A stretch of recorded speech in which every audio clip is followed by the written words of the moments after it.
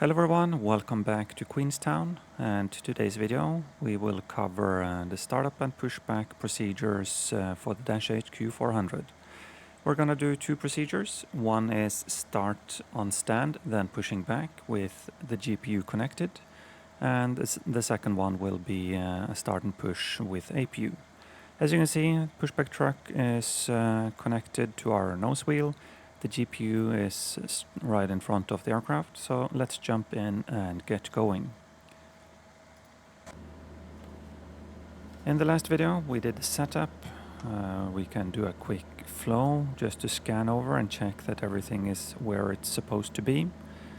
Just a very quick checklist to get mind back into the cockpit.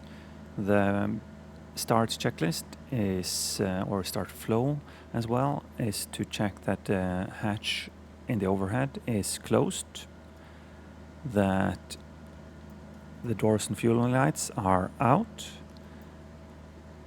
power levers are in disk, and fuel is in cutoff. So start checklist, doors fuel light out, anti-collision to red, and engines cleared left side, and first officer checks right side, checklist complete. And ground from cockpit. We are ready to start number 2. Start number 2. So start select switch is pushed to the right and start. Wait for NH to start moving. It happens instantly in the sim.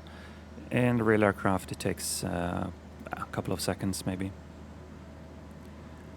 And right now we're just monitoring. We have fuel flow. The low pressure in the turbine is starting to build along with the high pressure. This also gives us an ITT with combustion. This makes the prop start spinning, and the spinning prop generates some torque, so everything looks good. One important thing to keep an eye out for is building oil pressure. This is one of the few things that a FADEC does not abort for. So if you don't have oil pressure, you have to move the lever back to cutoff and abort the start. That looks good.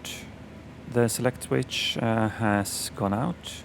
We would check that we have batteries below 0.30. The sim is almost instant for this, so not very realistic, but a very good battery would fall below almost right away. On a colder day, cold batteries and bad GPU, you might have to wait 10-15 seconds maybe for the batteries to charge, maybe a little longer in particularly bad cases. So ground cockpit, ready to start number 1. Starting 1. And waiting for NH. Introduce the fuel flow, NL is starting to rise, oil pressure is rising, ITT is slowly building in the start, then it's gonna accelerate, prop has started to spin, and then the torque will start rising as well. On a cold day you will also see that the oil pressure and oil temp might be in the yellow ranges in the beginning, but in a couple of minutes they will build up and get in the green range. One particular thing to keep in mind for winter operations is that you need over 55 degrees Celsius on the oil temp in order to be able to run the full ice protection system before departure. So in very few cases we have to wait for that to build up. It's going to build faster once we're done with pushback and can increase the RPM.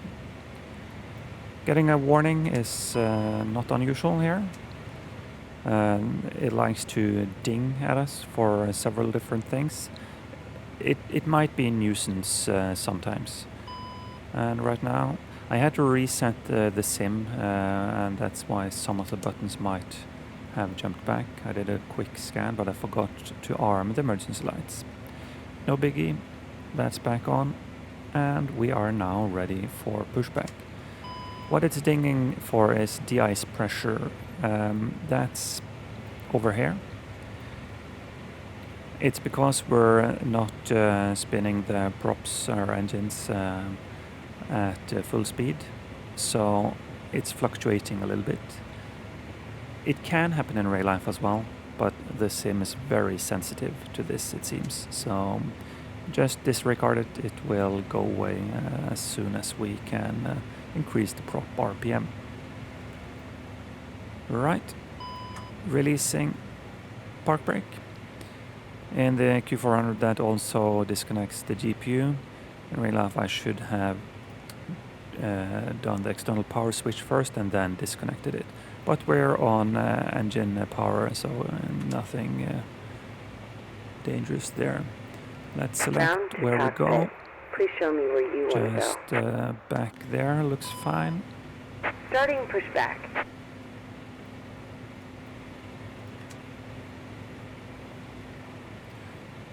And right now during the push, one of our procedures is to put the TCAS on.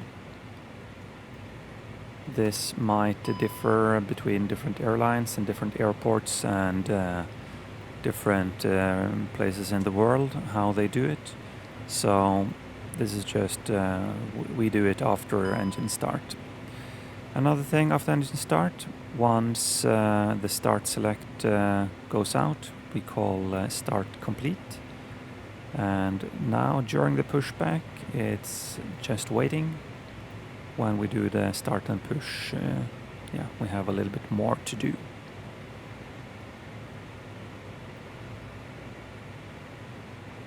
Since the batteries are already charged, because the sim is perfect in this way, we can go to the nav page on the first officer side as well.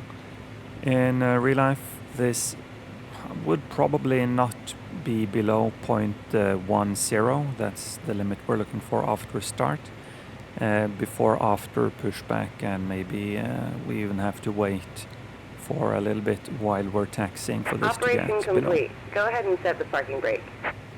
Park brake set, you may disconnect, have a nice day. Disconnecting tow. Stand by. So we can change that back to nav. There's still some clouds here, so for the pilot flying side I'm gonna go to weather. And disconnecting.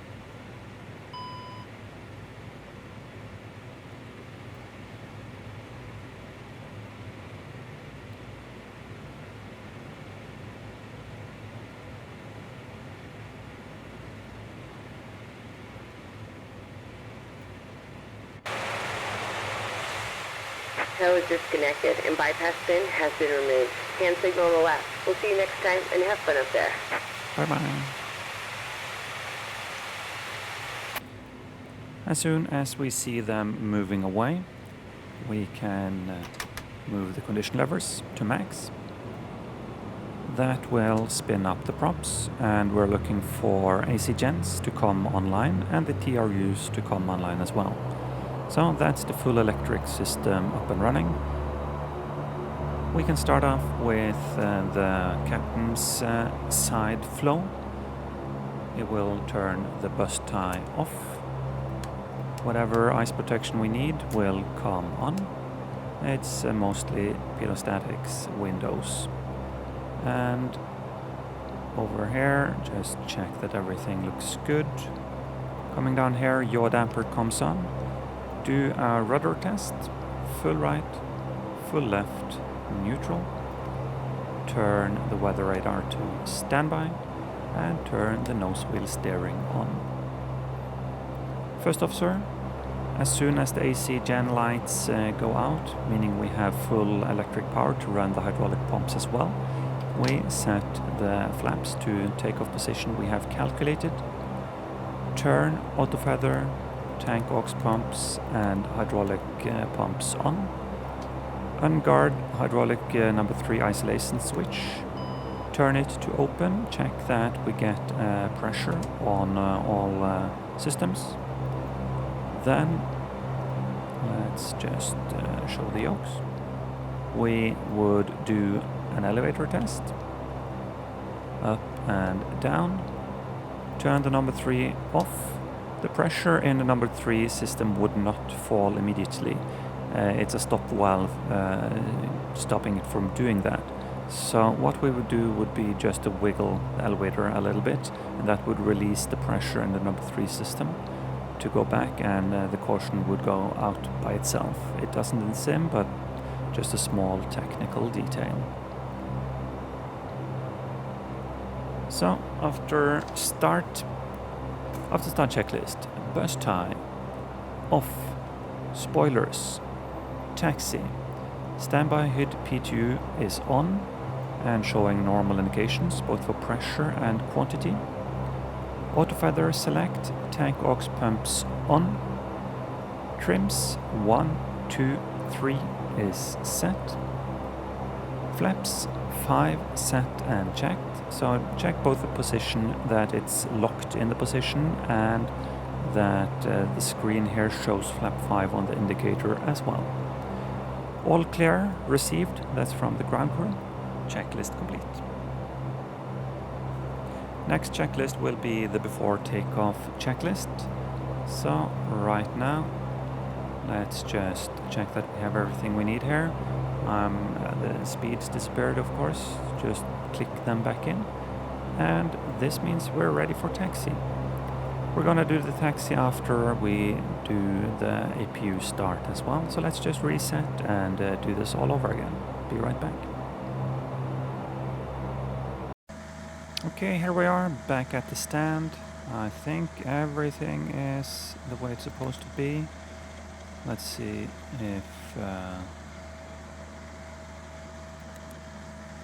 there might be some...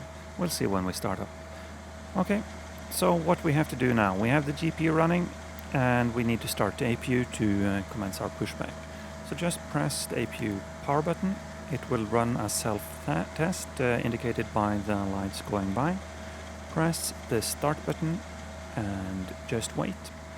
We don't have indication for APU speed or anything like that. We have APU gen load on the electrical page, but that won't become active until we disconnect the external power. So right now we're just waiting. When the warn light comes on, the APU has started. We can press it to on. It will still say warn until we switch off the external power, then it comes on. Just to heat up the cabin a bit, we can press the bleed air. That will cause quite a bit of noise. It's quite a powerful bleed air system, so in some cases it's even hard to do the PA announcement with the bleed air on. Let's close the door again and we can disconnect the GPU. Very good. And ground for cockpit, we are cleared for push and start. And please commence the pushback. So right now it's a bit of a mix-up between the normal start on GPU procedures. In some cases the captain handles the pushback and the first officer does the engine start, even though the captain might be the pilot flying. What's going on here? Stop. Okay. So that's we're going back there. Starting pushback, and you may start engines. Thank you. Starting number 2. Check here. Pushback is starting. Turn the bleed air off for start. Select number 2 and press the start. Okay, so it didn't really reset the aircraft the way I wanted to do, so you might have to press start twice if you have an aircraft reset. But same as previously, introduce the fuel. Just check that everything comes up the way it's supposed to. We get oil pressure. We're gonna have a look for ITT so we don't get a hot start. Just all the normal stuff. Everything here looks good. That click and pling is the starter cutting out. And we can see now the select light will stay on after the selector switch comes back to neutral. It will stay on for 15 seconds. This is just a timer.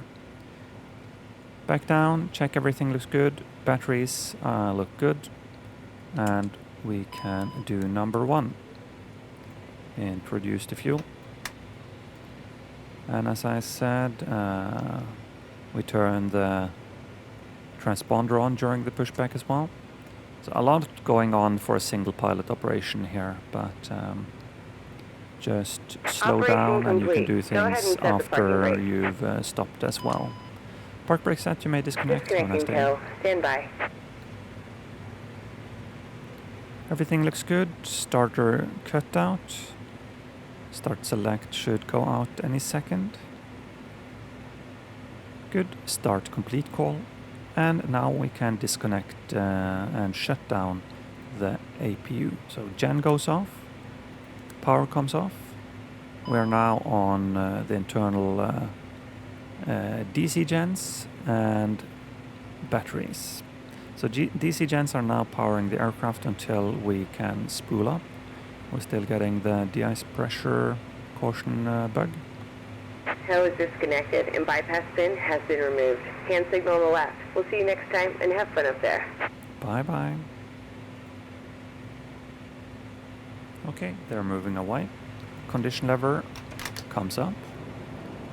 We are waiting for the AC gens to come online and the TRUs. All the hydraulic pumps are AC gen supplied, so that's why we have to wait for anything, them to come online to do anything. Same as last time, bus tie goes off, pitot heat and window heating comes on. Yaw damper and weather radar to standby. Just check the spoilers as well, forgot that on the last one. Rudder check. And then nose wheel steering comes on. So nose wheel steering is after doing the rudder check, since there is a connection between the pedals and the nose wheel steering, although not as big of a range that you will have on the tiller. Moving to the first officer side, we deploy the flaps, auto feather, tank aux pumps, hydraulics, do the number 3 test, elevator up and down. Not showing the yokes now, same little wiggle of the elevator. Double check that the batteries are okay. Switch to nav and check that the transponder is on. And then do the after start checklist. Bus tie off, spoilers taxi, standby. HID P2 is on, normal indications. Auto feather select, tank aux pumps on. Trims set 3 times. Flaps 5 set and checked. All clear. Received. Checklist complete. And that's as far as we'll go in this video. Next up we'll taxi out to runway 05 and do the pre-departure checks. Depart and climb out towards Christchurch. So, see you next time. Have a nice day.